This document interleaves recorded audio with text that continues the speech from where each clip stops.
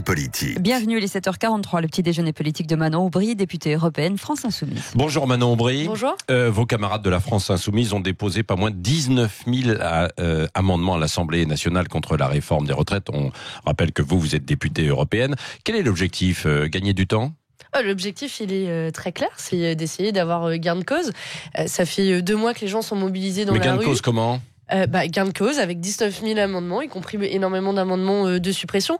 Vous savez, j'ai entendu Sibeth Ndiaye, la porte-parole du gouvernement, faire une leçon de démocratie dans un autre média en disant qu'on ne faisait pas honneur à la démocratie. Mais au contraire, nous faisons honneur à la démocratie quand on a une majorité de la population qui est contre cette réforme des retraites, une majorité des syndicats qui est contre cette réforme des retraites, quand en plus le gouvernement s'assoit sur l'avis du Conseil d'État, eh bien il nous reste, le seul outil qui nous reste, c'est l'outil parlementaire dont nous faisons usage.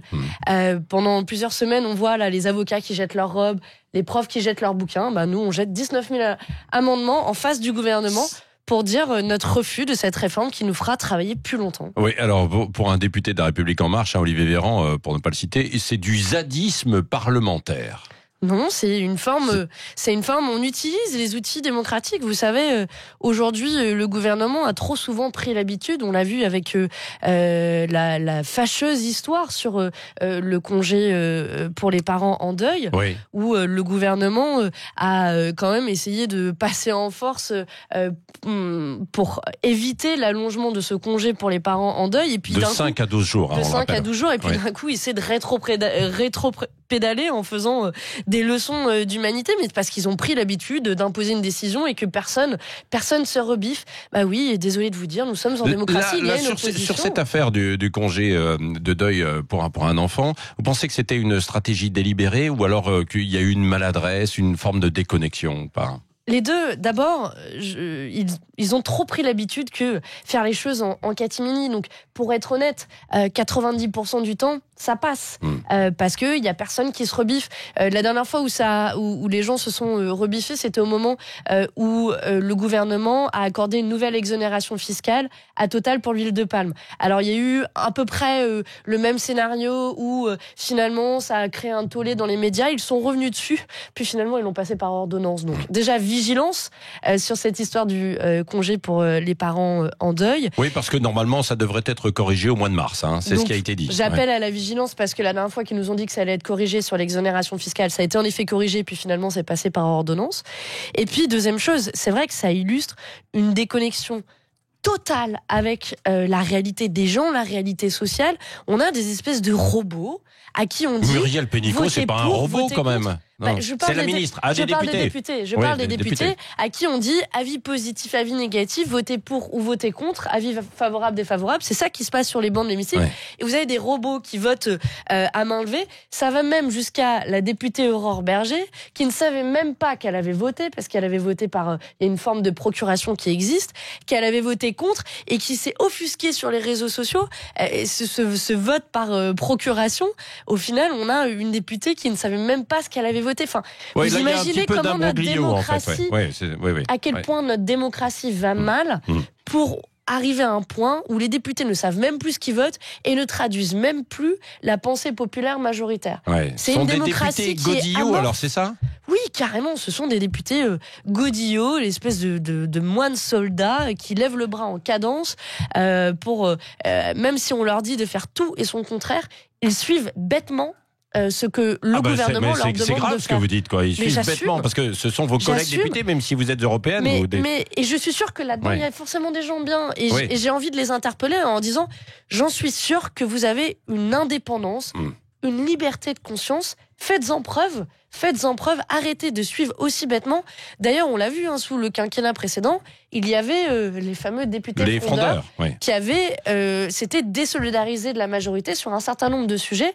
On peut avoir la même chose là pour cette majorité. Je ne peux pas croire qu'il y a plus de 300 députés qui suivent bêtement ce que le gouvernement leur demande de faire. Est-ce que vous craignez que le gouvernement finalement ne finisse par utiliser le 49.3 comme l'a demandé certains, le MoDem notamment ? C'est évidemment un danger au vu de leur vision, leur compréhension de la démocratie qui s'est exprimée ces dernières semaines.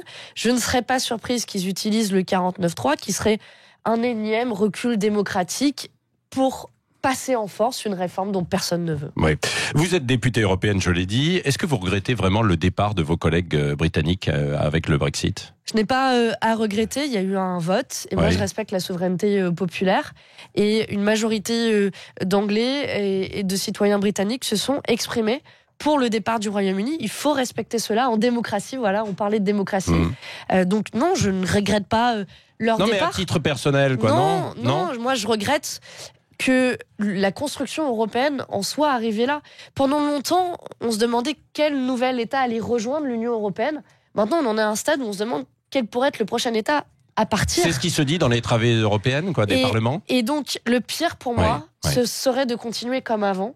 Et de ne pas s'interroger sur cette construction européenne qui nous amène telle qu'elle est, droit dans le mur, sans remettre en question ces dogmes de l'austérité, du libre-échange, de la compétition de tous contre tous. Finalement, l'inverse de ce pourquoi l'Union européenne a été créée. Et c'est l'angoisse ou l'une des craintes, en tout cas, dans les différents parlements, qu'il y en ait d'autres qui partent. Bien sûr, c'est une crainte parce que partout en Europe, le sentiment européen recule au fur et à mesure que les institutions européennes s'éloignent des peuples européens. Oui, c'est ça, le sentiment européen selon les institutions européennes.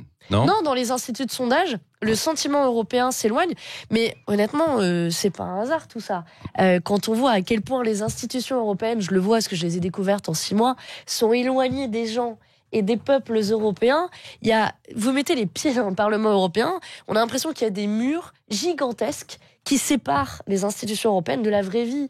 Et les gens, n'importe qui nous écoute, se sentent hyper loin de ce qui se passe à Bruxelles. Mais pourtant, vous venez de la vraie vie, donc vous pouvez leur dire, et il y en a d'autres comme vous, j'imagine. Je me bats au quotidien pour détruire ces murs qui séparent le Parlement européen de la vraie vie, et pour essayer de faire de la pédagogie, d'expliquer, de rapprocher les institutions, mais aussi de les critiquer, parce que la direction qu'elles prennent à l'heure actuelle nous emmène dans le mur. Oui, Manon Aubry, est-ce que vous craignez désormais que la Grande-Bretagne devienne un véritable paradis fiscal aux portes de l'Union européenne ? Oui, c'est le plus grand enjeu. Et là-dessus, je veux vraiment m'arrêter et sonner l'alarme très fort, parce que la direction que prend le Royaume-Uni, c'est d'être le pire paradis fiscal. Aux portes de l'Union européenne, il y a une course à l'échalote pour baisser le taux d'imposition sur les sociétés. C'est la direction que prend le Premier ministre Boris Johnson. Et d'ailleurs, les entreprises ne s'y trompent pas. McDonald's, elle déplaçait son siège du Luxembourg, paradis fiscal notoire dans l'Union européenne, à, tiens, comme par hasard, Londres. C'est toujours un signe quand les entreprises choisissent leur siège. Donc du coup, il faut revoir l'accord avec les Britanniques ? Alors l'accord avec les Britanniques, en fait, pour le moment, il y a simplement un accord sur les droits des citoyens qui a été négocié. Le plus important reste à faire. L'Union européenne et le Royaume-Uni doivent se mettre d'accord sur un accord de libre-échange d'ici la fin de l'année, d'ici décembre. Et c'est là où le danger est le plus important et c'est là où il faudra être le plus vigilant. C'est le travail que nous allons faire avec les députés insoumis dans les prochains mois. Oui, le scandale d'agression sexuelle dans le patinage. Vous soutenez la ministre des Sports, Roxana Maracineanu, qui est montée au créneau et a demandé au président de la Fédération des sports de glace de démissionner. Oui, je crois qu'elle a eu raison de le faire. Je regrette que ça n'a été pas fait avant, de ce que j'ai compris de l'affaire. Ce président de la Fédération des sports de glace était au courant. Donc il protège des violeurs. On a des hommes de puissance, qui ont une puissance relative quand même, et qui sont protégés par des plus hauts responsables politiques. Cette affaire est très grave. Et on dit que l'ancienne ministre des Sports, Marie-Georges Buffet, a fermé les yeux à un moment donné. A priori, elle a, d'après ce que j'ai compris, quand même œuvré à faire en sorte qu'il ait moins de responsabilités. Mais clairement, cet homme n'a plus rien à faire à la tête d'une fédération de sport, lui comme tant d'autres. Et c'est un signal d'avertissement que je veux dire à tous ces hommes qui protègent des violeurs. Vous n'avez plus rien à faire et c'est à vous d'avoir peur. Ce n'est pas aux victimes, parce que dans cette affaire aussi, ce qu'on a vu avec Sarah Abitbol, c'est qu'elle a essayé d'approcher d'autres femmes qui ont été victimes et qui n'osaient pas.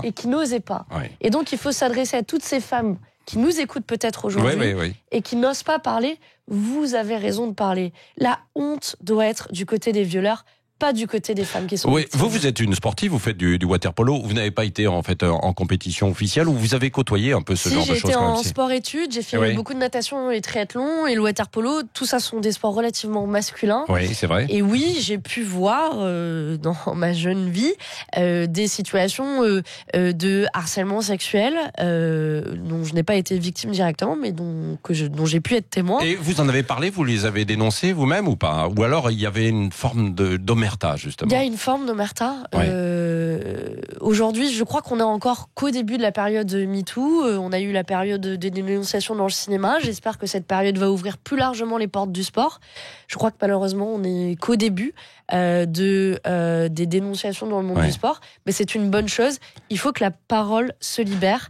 Et donc, à toutes ces femmes victimes, parlez, vous avez raison, on vous écoute, ce n'est pas à vous d'avoir honte. Oui, alors dans le patinage, comme dans d'autres lieux, on disait tout le monde savait, mais personne ne parlait. Vous, Manon Aubry, vous avez dit là tout à l'heure, bah oui, moi aussi, je voyais qu'autour de moi, il y avait des affaires, mais où il y avait suspicion, et vous ne vouliez pas parler non plus, c'est ça, ou pourquoi? Qu'est-ce qui bloquait? Je pense que ça en dit long quand vous êtes une gamine de 15 ans, il y a une quinzaine d'années, dans mon cas, j'ai 30 ans, vous avez des femmes qui ne sont même pas capables de caractériser ce qu'est du harcèlement sexuel. Aujourd'hui, la société a avancé, c'est une bonne chose, mais on est encore très loin d'avoir une société complètement ouverte sur le sujet, et j'espère que cette histoire dans le monde du sport va aider en la matière. Oui, Manon Aubry, le mot de la fin avec Cécile Menibus. Moi, je vais revenir sur la petite Mila, 16 jours après le début de cette polémique, quand elle a critiqué l'islam sur les réseaux sociaux, elle est toujours déscolarisée pour des problèmes de sécurité. Est-ce que vous êtes, vous, Mila? Parce qu'on vous a pas beaucoup entendu sur le sujet.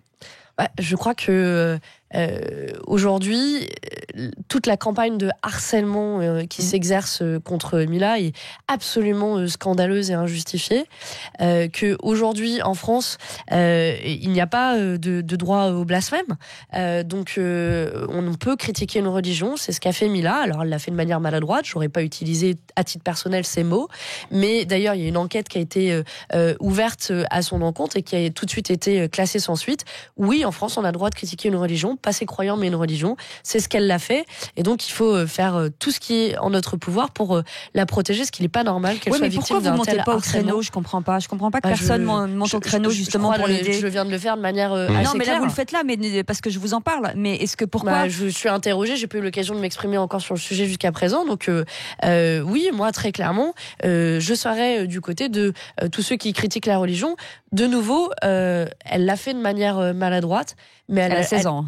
Mais elle a tout à fait le droit de le faire. C'est une enfant. Oui. Et le il fait y a le qu'on droit lui au demande... blasphème, parce que vous avez dit il n'y a pas le droit au blasphème. Il y a droit au blasphème. Il y a droit au blasphème. Et donc, on peut critiquer une religion en France. Et donc, cette pauvre enfant, vous l'avez dit, en effet, elle a 16 ans. Elle a tout à fait le droit de critiquer une religion, et la campagne de harcèlement dont elle est victime est absolument scandaleuse. Et malheureusement, on dit peut-être aussi beaucoup de l'utilisation des réseaux sociaux aujourd'hui en France qui donne lieu à ce type de campagne de harcèlement et qui est absolument scandaleux. Merci Manon Aubry, députée européenne de la France Insoumise. Vous étiez l'invitée ce matin de Sud Radio. Restez avec nous, il est 7h56, le Grand Matin Sud Radio. 5h-10h, le Grand Matin Sud Radio.